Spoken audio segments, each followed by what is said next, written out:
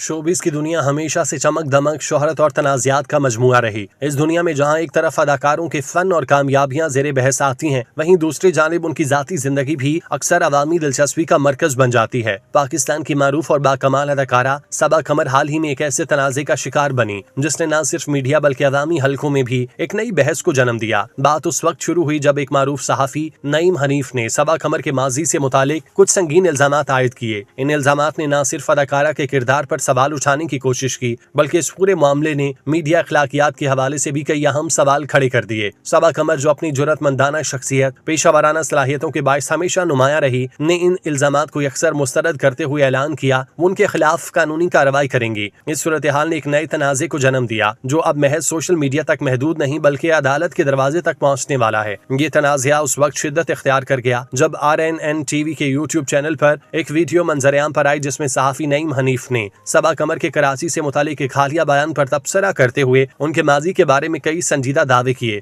Video में नईम हनीफ ने कहा कि सबा कमर को ये आदत रही है कि अगर कोई शख्स उन्हें किसी भी शहर में रिहाइश के लिए घर फराहम कर दे, वो वहाँ सुकूनत इख्तियार करने पर आमादा हो जाती हैं। सहाफी के मुताबिक सबा कमर ने खुद एक इंटरव्यू में कहा था अगर कोई उन्हें कराची में घर बना दे या खरीद कर दे तो वह वहाँ रहने के लिए तैयार हैं। उनके बकौल अदाकारा का ये रवैया कोई नया नहीं, माजी में भी वो इसी नौइयत के हालात में मुख्तलिफ शहरों में रिहाइश इख्तियार करती रही हैं। इस मौके पर उन्होंने मखसूस वाक़े का हवाला देते हुए कहा 2003 या 2004 के दौरान सबा कमर लाहौर के वाल्टन रोड पर एक ऐसे घर में मुकीम थी जो ने एक शख्स ने फराहम किया था जिसके साथ उनका जाती ताल्लुक था, लेकिन उनकी शादी नहीं हुई थी। नईम हनीफ ने मजीद ये दावा किया कि उस शख्स के साथ सबा कमर के ताल्लुकात खराब होने के बाद हालात इस नहज पर पहुंच गए कि वो शख्स अदाकारा को हिरासा करने लगा। उनके बकौल सबा कमर इस मामले की शिकायत लेकर जंग न्यूज के दफ्तर पहुंची जहां उनकी पहली मुलाकात खुद नईम हनीफ से हुई। उन्होंने मजीद बताया कि इस मौके पर जंग के अदालती रिपोर्टर रियाज शाकिर ने अदाकारा की शिकायत सुनी और इदारे की जानिब से उनकी मदद की गई। नईम हनीफ ने यहाँ तक कहा कि उस वक्त के दौर में मुख्तलिफ शोबिस शख्सियात मुख्तलिफ किस्म की शिकायत के साथ मीडिया इदारों से रुजू करती थी और उनमें अदाकारा नताशा अली भी शामिल थी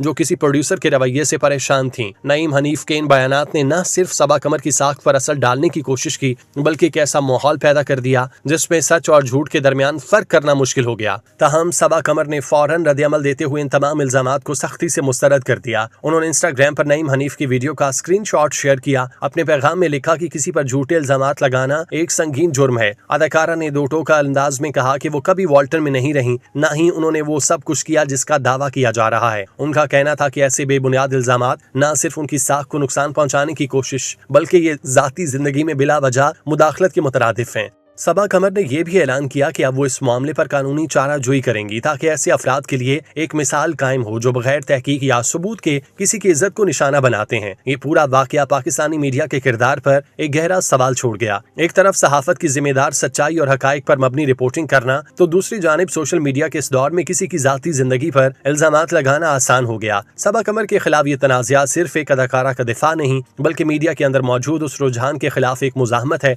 जिसमें शोहरत याफ्ता शख्सियत को आसान हदफ समझा जाता है। अगर कोई सहाफी या मीडिया प्लेटफॉर्म किसी फर्द पर इतने संगीन इल्जामात लगाता है तो उसे उसके सबूत भी फराहम करने चाहिए। बसूरत दीगर ये न सिर्फ सहाफत की साख के लिए नुकसानदेह है बल्कि माशरती सतह पर बदएतमादी और नफरत को फरोग देता है। अदाकारा सबा कमर ने अपने खिलाफ इल्जामात को बेबुनियाद करार देते हुए सहाफी नईम हनीफ को 10 करोड़ रुपए का कानूनी नोटिस भेज दिया। हाल ही में उन्होंने इंस्टाग्राम स्टोरी पर कानूनी नोटिस की तफसीलात शेयर की जिनके मुताबिक उन्होंने नईम हनीफ के खिलाफ 10 करोड़ रुपए हर्जाने का दावा दायर किया। नोटिस के मुताबिक सहाफी ने अदाकारा के बारे में झूठे, मनगढ़ंत और तौहीन-आमेज बयानात दिए और RNN TV पर उनकी जाती जिंदगी से मुतालिक गैर मुसद्दिका और सनसनीखेज दावे किए। जारी किए गए नोटिस में सबा कमर के कौमी और बैनुल अक़वामी मकाम को उजागर किया गया, खुसूसन उनके बतौर यूनिसेफ पाकिस्तान के नेशनल एम्बेसडर बराए हुकूक़ अत्फ़ाल किरदार को नुमाया किया गया। नोटिस में सहाफ़ी पर इशारों के नारों पर मबनी तबसरों और औरत मुखालिफ रवैये के जरिए अदाकारा के किरदार पर सवाल उठाने और उनकी पेशा वाराना कामयाबियों को कम तर जाहिर करने का इल्जाम आयद किया गया। कानूनी नोटिस के मुताबिक नईम हनीफ को 7 दिन की मोहलत दी गई कि वो दर्ज मुतालिबात पर अमल करें, बसूरत दीगर उनके खिलाफ कानूनी कार्रवाई की जाएगी। सबा कमर ने 10 करोड़ रुपए के माली हर्जाने का मुतालबा किया ताकि उनकी शोहरत को पहुंचने वाले नुकसान, ज़हनी अजियत और सदमे का अजाला किया जा सके। इसके साथ उन्होंने मुतनाज़े पॉडकास्ट को तमाम प्लेटफॉर्म से फौरी हटाने, अवामी माफी जारी करने और मुस्तकबिल में उनकी जाती जिंदगी से मुतालिक किसी भी किस्म के बयानात या तबसरों से मुकम्मल इज्तनाब बरतने की हिदायत की। सबा कमर ने अपने मद्दाहों, साथियों और इंडस्ट्री के लोगों से अपील की कि जब कोई आपकी बदनामी या बेइज्जती करे तो खामोश न रहें, ऐसी हरकत के खिलाफ आवाज उठाएं, लोगों को जवाबदेह ठहराएं। अदाकारा ने मजीद कहा कि आएं, तब्दीली लाएं, सच बोलकर और मजबूती से खड़े होकर। सबा कमर की जानिब से कानूनी कार्रवाई का ऐलान इस बात की अलामत है कि मौजूदा दौर की खवातीन, खुसूसन वो जो अवामी सतह पर नुमाया हैं, अब खामोश रहने की बजाय अपनी इज्जत और वकार के तहफ़्फ़ुज़ के लिए खुलकर सामने आ रही हैं। ये एक मुस्बत पेशरफ्त है जो माशरे को ये पैगाम देती है किसी के खिलाफ झूठे इल्जामात लगाना न सिर्फ इखलाकी जुर्म है बल्कि कानूनी तौर पर भी नाकाबिले बर्दाश्त अमल है। इस वाक़े के बाद ये देखना बाकी है कि अदालत में ये मामला क्या रुख इख्तियार करता है और आया इस तनाज़े का इख्तिताम किसी इंसाफ पर मबनी फैसले के साथ होता है या नहीं। 5 अप्रैल 1984 को सिंध के तारीखी शहर हैदराबाद में पैदा होने वाली सबा कमर एक ऐसे घराने से ताल्लुक रखती थी जहाँ जिंदगी के रंग खुशियों से ज्यादा आजमाइशों के करीब थे। वो अभी कम उम्र थी जब उनके वालिद का साया उनके सर से उठ गया। वालिद की वफात ने उनके बचपन में एक ऐसी खामोशी छोड़ी जो वक्त के साथ सब्र और हिम्मत में बदल गई। सबा अपनी नानी के साथ गुजरांवाला मुंतकिल हुई जहां उन्होंने अपना बचपन गुजारा। यही वो शहर था जहां से उनके ख्वाबों ने उड़ान भरी, जहां एक छोटी सी बच्ची ने आईने में खुद को देखते हुए सोचा होगा, मैं एक दिन सबको दिखाऊंगी कि मैं कौन हूँ। 2004 में उन्होंने पाकिस्तान टेलीविजन के ड्रामा मैं औरत हूँ से अदाकारी का आगाज किया। एक मामूली सा किरदार मगर अंदाज ऐसा कि नाजरीन के जहनों में ठहर गया। सबा की अदाकारी में खास सच्चाई थी, वो किसी किरदार को निभाती नहीं थी, उसे जीती थी। आगाज के चंद सालों में वो दर्जनों ड्रामों में नजर आईं। जिना के नाम में रुकासा इनायत के किरदार ने उन्हें पहचान दी। उनके अंदाज में वकार और नरमी दोनों थे। उसके बाद दास्तान, उड़ान, मात, पानी जैसा प्यार, थकन और डाइजेस्ट राइटर जैसे ड्रामे आए जिन्होंने सबा कमर को पाकिस्तान के हर घर में मानूस चेहरा बना दिया। उनकी आंखों में किरदार की पूरी कहानी होती, कभी वो खुद गर्ज समन के रूप में सामने आती तो कभी मजलूम मगर मजबूत औरत के किरदार में। हर बार नाजरीन उन पर ईमान ले आते।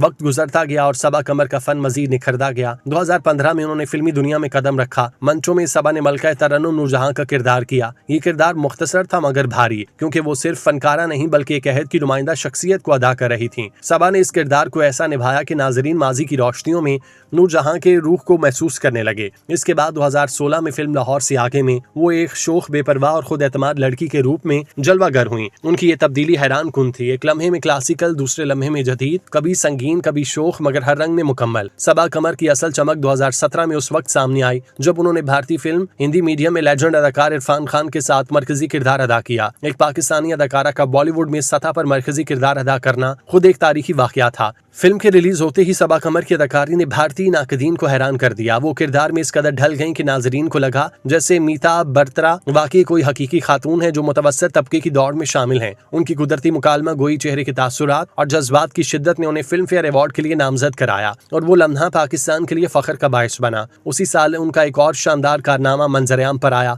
ड्रामा बागी। ये कहानी मुतनाज़िर सोशल मीडिया स्टार कंदील बलोच की जिंदगी पर मबनी थी। सबा कमर ने यह किरदार इतनी शिद्दत और जुर्रत से निभाया कि उसने माशरे को तजादात, औरत के ख्वाबों और इज्जत के मफहूम पर गहरी बहस छेड़ दी। बागी में सबा का किरदार कंदील नहीं था, वो खुद औरत की आवाज थी। वो उन औरतों की नुमाइंदा बन गई जो ख्वाब देखती हैं मगर मुआशरा उनसे ख्वाब देखने का हक छीन लेता है। 2019 में सबा कमर ने चीख के जरिए एक और संग मील अबूर किया। यहाँ वो एक ऐसी औरत के रूप में सामने आई जो जुल्म के खिलाफ अदालत, समाज और अपने ही करीबी लोगों से टकरा जाती हैं। उनका ये किरदार सिर्फ किरदार नहीं, एक बयानिया था। चीख ने औरत के वकार, सच्चाई और अदल के मौजूआत को नई तवानाई दी। सबा का फन उस वक्त मजीद वुसअत इख्तियार करता है जब वो स्क्रीन से निकलकर मुआशरती सतह पर असर डालने लगती हैं। उन्होंने 2020 में अपना यूट्यूब चैनल शुरू किया जहां वो द चाय शो, आइसोलेशन और ब्रेकिंग द स्टीरियोटाइप जैसे प्रोजेक्ट के जरिए मुआशरती सोच बदलने की कोशिश करती हैं। वो औरतों, बच्चों और महरूम तबके के मसाइल पर न सिर्फ बात करती हैं बल्कि अमली कदम भी उठाती हैं। उनकी गुफ्तगू में शाइस्तगी मगर लहजे में ठहरी हुई जुर्रत झलकती है। 2023 में वो ड्रामा सरे राह में एक टैक्सी ड्राइवर के रूप में आई।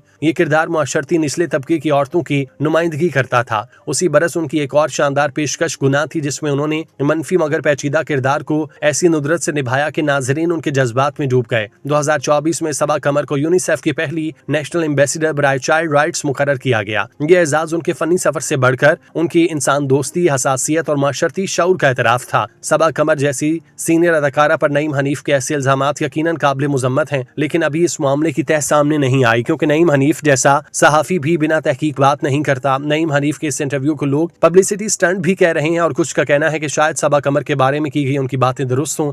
अब देखना है ये ऊंट किस करवट बैठता है।